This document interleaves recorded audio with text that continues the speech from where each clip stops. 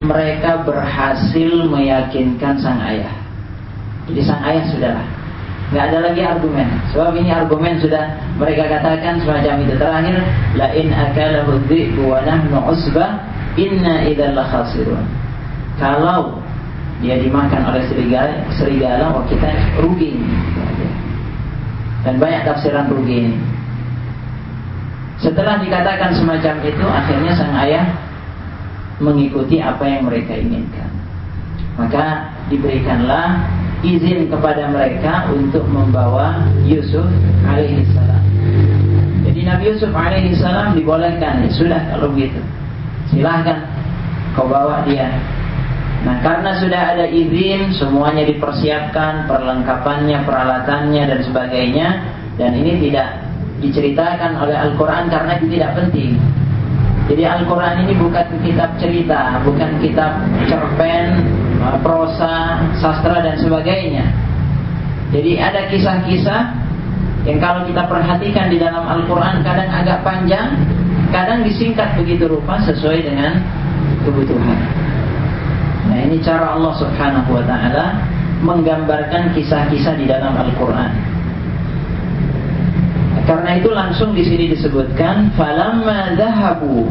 Kira-kira kalau mereka sudah siap, ketika mereka sudah siap untuk berangkat, maka mereka pun pergi. Falamma dhahabu, ketika mereka pergi membawa Yusuf alaihissalam. Jadi Yusuf dibawa oleh mereka pergi. Wa ajma'u an yaj'aluhu fi ghayabatil jub.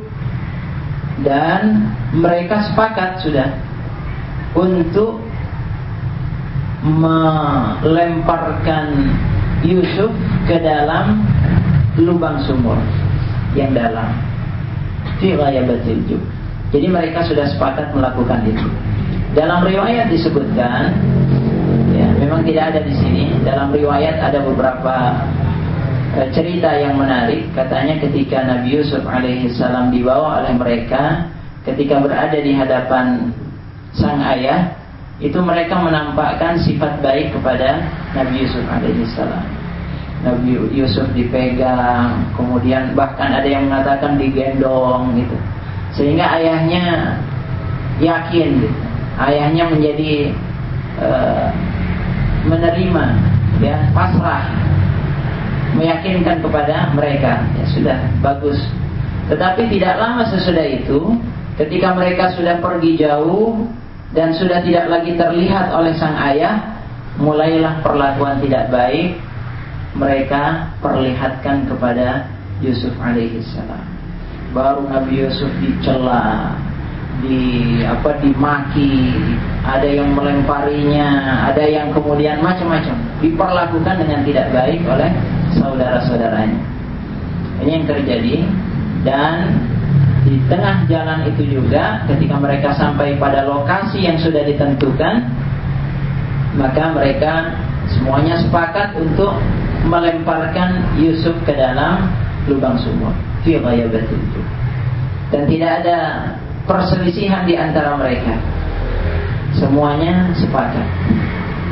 Dan ini sesuai dengan usulan yang diberikan oleh salah seorang di antara mereka.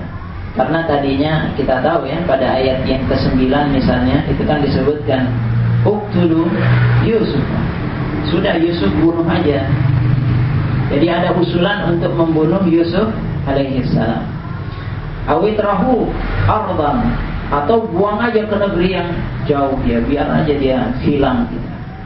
Awitrahu ardan yakhlu lakum wajhu abikum, biar enggak lagi kelihatan sama ayah, biar hilang itu pikiran ayah dari Nabi Yusuf alaihissalam.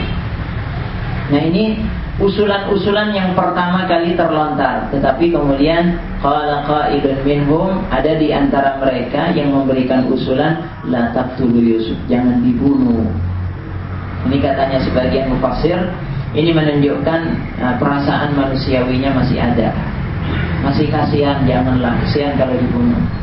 Kasihan kalau sampai diperlakukan semacam itu. Udah, ini aja, wa alquhu fi ghayabatil jub, lemparin aja dia ke sumur. Biasanya di sumur itu mereka tahu betul Banyak orang yang hilir mudik ngambil air di sumur itu biar ketika ada rombongan yang ngambil air, Nabi Yusuf dibawa sama rombongan itu pergi.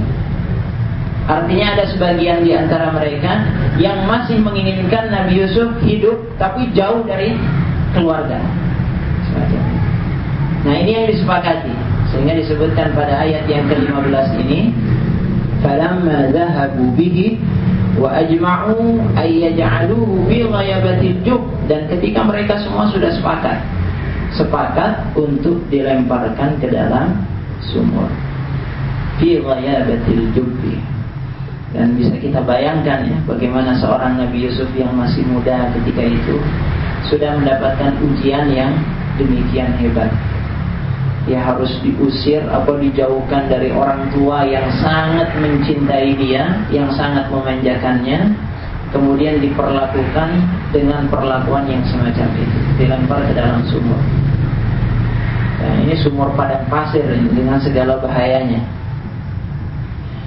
Wa auhayna. Nah, pada kondisi yang semacam itu, Allah Subhanahu wa taala tidak membiarkan hambanya yang saleh. Ini sudah sunnatullah. Ya. Kalau ada seorang hamba yang saleh, yang dekat dengan Allah, ya, yang taat, yang menunjukkan kebaikannya, apalagi ini calon nabi, ya, seorang yang sudah diproyeksikan untuk mendapatkan posisi terhormat oleh Allah Subhanahu wa taala, tidak akan dibiarkan oleh Allah Subhanahu wa taala. Dan itu adalah sunnatullah. Ketika dalam kondisi yang sesulit apapun, pada satu saat, pada titik tertentu Allah akan turun tangan. Dan ini yang diberikan oleh Allah Subhanahu wa taala kepada Nabi Yusuf alaihissalam. Lihat bagaimana Allah taala mengatakan wa auhayna ilaihi. Kami wahyukan kepada Yusuf alaihissalam. Kami beritakan kepada Yusuf alaihissalam. Ya, dengan cara Allah Subhanahu wa taala. Informasinya sampainya itu dengan cara Allah Subhanahu wa taala. Ya. Apa kata Allah? La tunabbi'annahum bi amrihim hada. Allah taala mengatakan kepada Nabi Yusuf, wahai Yusuf, engkau pasti, itu dengan lam takkid di situ. Itu untuk menunjukkan kepastian, ditambah dengan nun yang juga menunjukkan kepastian di belakang. Jadi ada dua huruf yang menunjukkan pasti engkau wahai Nabi Yusuf akan memberikan informasi kepada mereka bi amrihim hadza, tentang rekayasa yang mereka lakukan ini. Engkau pada satu saat akan memberitahukan kepada mereka. Artinya engkau akan hidup nanti, dan bahkan semua rekayasa ini akan terbuka. Dan yang akan membukanya bukan orang lain, tapi Yusuf alaihissalam sendiri yang tahu.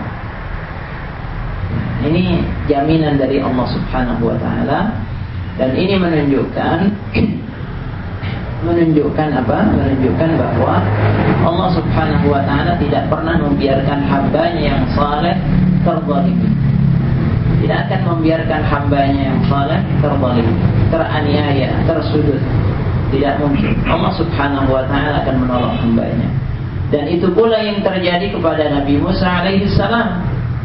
Nabi Musa alaihissalam ketika ada satu ultimatum atau seruan dari Fir'aun ketika itu untuk membunuhi semua anak-anak laki-laki yang baru lahir, Allah Ta'ala memberikan ilham atau perintah kepada ibunya Musa.